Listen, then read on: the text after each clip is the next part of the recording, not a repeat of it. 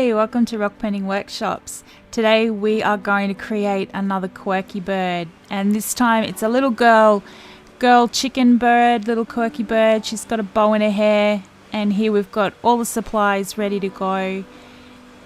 And I'm going to colour her in with some glitter pens in the background today.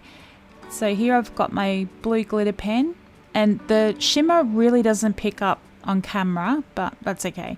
But you can see here I'm just sort of colouring it around and giving it a bit of smush. By now you're probably quite understanding of where I like to go with my drop rocks, because all the ones I create for video are rocks that I share in my community, and I am trying to get the least amount of layers on my rock as possible. The more layers that you build up on the rock, and because we've still got to add colour, we've still got to add sealer, and it just builds up quite a thick layer that later on, as all the different materials dry and evaporate, you can cause a crack if it's bumped and something like that. So I avoid that. I just go around my images and do the smush that I just showed you.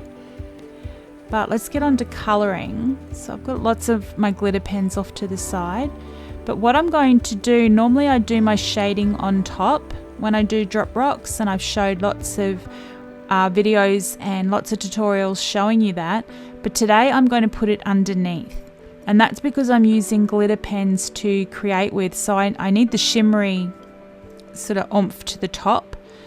And this is how I colour in my canvases anyway. If I'm painting a face or something, I paint in all my undertones to start with. So I am painting in the undertones to this. It will still create a shaded look, but I'm doing this with non-glittery pens. So I've used the new raspberry pen, and now I'm using the orange pen on top of the quirky bird. And just paint these eyes in here. Okay. Can you hear the vacuum in the background? Because yeah, my kid's doing the vacuuming. My husband just quickly ran out and said, "Don't vacuum, Mum's recording." But I didn't really overly hear it, but it's fine. So if you do hear it, ignore it. Life goes on. I'm just going to keep painting rocks. Take a photo of a little quirky bird, and let's just keep going. So it doesn't take long for the colours to dry, and you can see here it's probably only been a minute or so. And I'm just starting to put the glitter colour on top and go straight over the underlayers that I painted before. So straight over the raspberry that I've put on it. So you can see it still keeps a little bit of it darker where I'm putting the glitter pen on top. Okay. I did wait until it dries, because if you put a wet pen on top and the underneath is still wet, obviously it's going to start blending together, and I didn't want that. So here I'm just going to take my yellow, and I only did one layer of the underlayer colour. I find by the time I'm finished painting it, it's dry and ready to go again, like ready to put the next layer on top. And that's the beauty of just doing nice thin even layers. It dries really quickly, and the other thing is it just does not interfere with your paint pens. Okay, now they've got the printer going as well, so that's going off at the side there.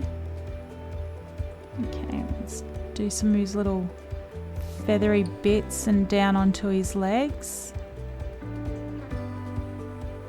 Okay, let's have a look at it. So you can see how the underneath is just shining through as a little bit of shading area there.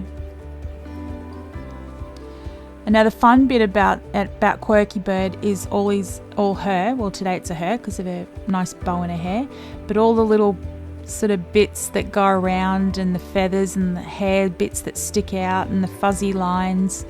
So just get really creative with how you go around. I like to go around the outline first, and then I come back in and do little bits of feathery bits sticking out later. Okay, so just go around the eyes. Put in the pupils. Don't worry if they're not like looking great. If they're looking like in towards each other or going off at different angles, that's another little fun feature on Quirky Bird, is that her eyes might go a little bit crazy.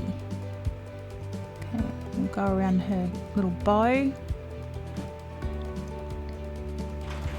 But she does look really sweet there with the bow in her hair, holding like, what, 5 little hairs sticking up. Actually, that reminds me of when my daughter was little. She just had that little tuft of hair on top of her head, and all my friends' little girls had, you know, big wafts of hair and hair ribbons. So I used to get this little tiny hook and eye, and I'd press stud, that's what they're called, little press stud, and I'd sew bows on it, and then I'd press stud a couple of the little hairs and stick the little bow sticky on top. I've just thought about that. That's funny.